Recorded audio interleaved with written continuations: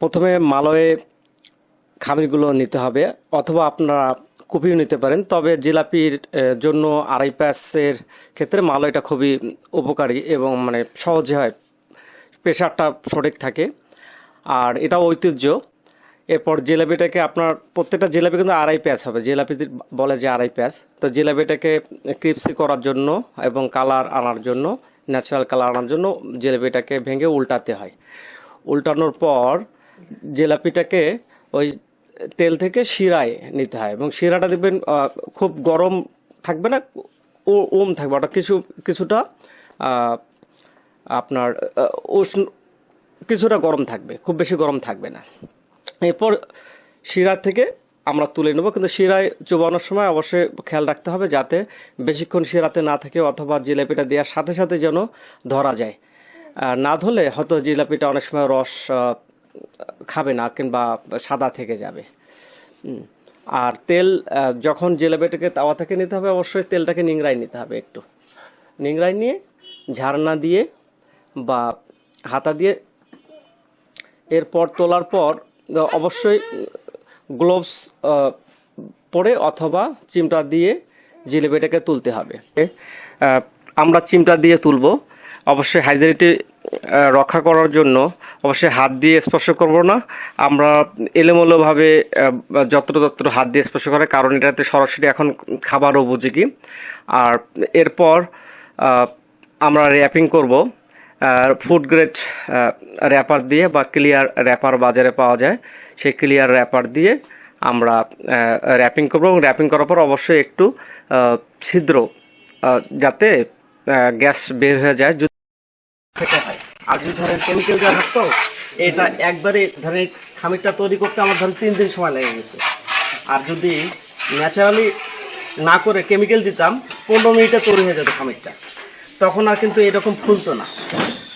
তো আমি ক্রেতাদেরকে বলবো যে খামির দেখলেও আপনারা চিনতে পারবেন কোনটা হাইড্রো জিলাপি, কোনটা হাইড্রো জিলাপি না।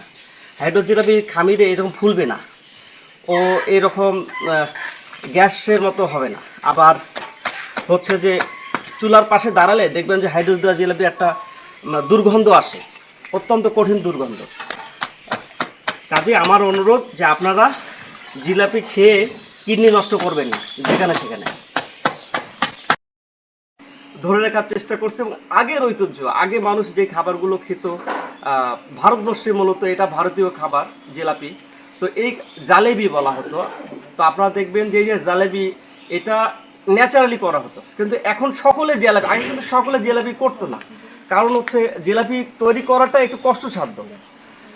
আর এখন সকলে করে ফেলে। কেমনে করে? কারণ ওই যে হাইড্রোসের বদলতে করে ফেলে, আর এই জন্য আমাদের ক্ষতিগুলো এরকম যে আমরা অসুখ দেখা যাচ্ছে যে ইফতার করে ফেলছি, ওই ইফতারের পরে আমাদের অ্যাসিডিটি হচ্ছে, বমি হচ্ছে বা ডিসেন্ট্রি হচ্ছে। কারণ হচ্ছে এগুলো আমাদের এই খাবারের পূর্বে প্রিভিয়াস কারণগুলো খুঁজতে হবে। আমার মেসেজ এতটুকু, আপনারা যেখানে খুশি জিলাপি খেতে পারেন, কিন্তু হাইড্রোস মুক্ত জিলাপি খাবেন, এটা আমি প্রত্যাশা করি। আমি মেসেজটুকু দিতে চাই যে আমরা হাইড্রোস মুক্ত জিলাপি খাবো। আর হাইড্রোস মুক্ত জিলাপি কেমন করে চিনবেন? দেখবেন যে হাইড্রোস আলা জিলাপির গা মসৃণ হবে, জিলাপিতে ফুটকানি থাকবে না। আবার যদি জিলাপি তৈরি করা দেখেন, দেখবেন যে জিলাপির তাওয়া থেকে একটা দুর্গন্ধ ছুটবে, উৎকট একটা গন্ধ আসবে, যে তেলের একটা গ্যাস আসবে। আবার যদি দেখেন যে ময়দা খামিরটা দেখবেন কোনো খামির ন্যাচারালি মরে গেছে, এরকম একটা ভাব থাকবে। কিন্তু ন্যাচারাল খামিরের কোনো মরে যাওয়া ভাব না, ও অলওয়েজ জীবন্ত, ওর মধ্যে ব্যাকটেরিয়া ফরমেন্টেড হচ্ছে, ও প্রতিনিয়ত জীবন্ত, ও ফরমেট চেঞ্জ করতেছে। কিন্তু হাইড্রোসালা জিলাপিতে দেখবেন যে ও কখনো ওর খামিরের শেপ চেঞ্জ হবে না, ও স্টিল থাকবে। ও খামির আবার শুকলেও একটা দুর্গন্ধ আসবে, মানে দুর্গন্ধ মানে কেমিক্যালের একটা হাইড্রোসের গন্ধ আসবে। তো আমার মেসেজটাও এতটুকুই, আপনারা যেখান থেকে যে অবস্থায় খান, যে হাইড্রোস মুক্ত জিলাপি খাবেন। আর যদি নিশ্চিত না পান, তাহলে আমরা নিশ্চয়তার সাথে হাইড্রোস মুক্ত জিলাপি আপনাদেরকে প্রোভাইড করছি, আপনারা চাইলে অর্ডার করতে পারেন।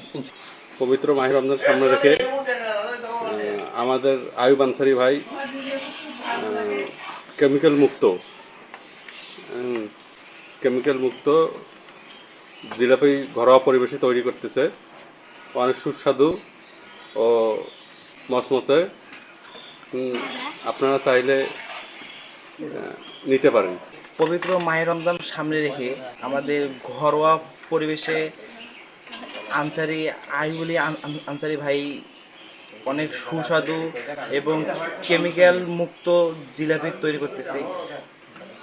তার জিলাপিতে অনেক গুণ আছে, আমি নিজে খেয়েছিলাম, অনেক সুস্বাদু এবং অনেক মুসমুসে হয়েছে। আপনারা চাইলে তার জিলাপি নিতে পারেন। আসসালামু আলাইকুম। আমরা আঙ্কেলের জিলাপি খেয়েছি, খুব সুস্বাদু এবং মচমচে।